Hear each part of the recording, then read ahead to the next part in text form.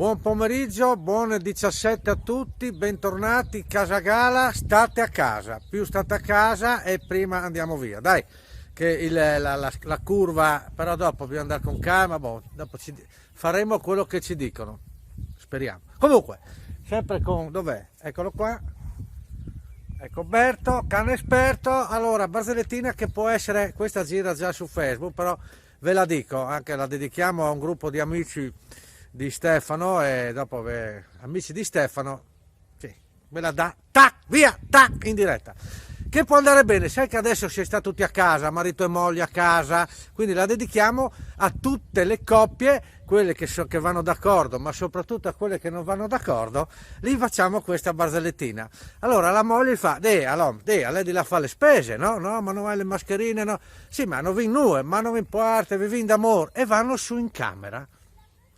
E le di dopo, a lei di là fa le spese, manco una volta a settimana, c'ho le mascherine, no, ma non hai voi, va tu, no, ma io non voglio, non hai le patente, ma lui, ma c'è, vivin d'amore, e via sopra a far l'amore.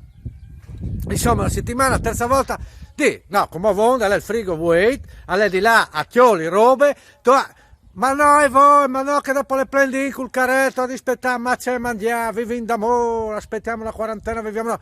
Insomma, così. A un certo punto, la mattina, lui lei beve un po' di latte e vede lei che scende a cavalcioni dal passamano, dalla camera, viene giù fino in cucina. Pum, arriva giù, torna su nuda, tac, cavalcioni, tu, torna su nuda, cavalcioni. E lui, oddio, è diventate matte.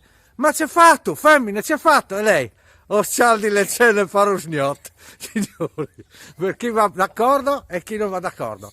Signori, con questa domani avremo qualcos'altro e vi ricordo, state a casa. Da Casa Galax, Gala e Berto, cane esperto, une robe vergognosissime. Ciao, ciao, ciao.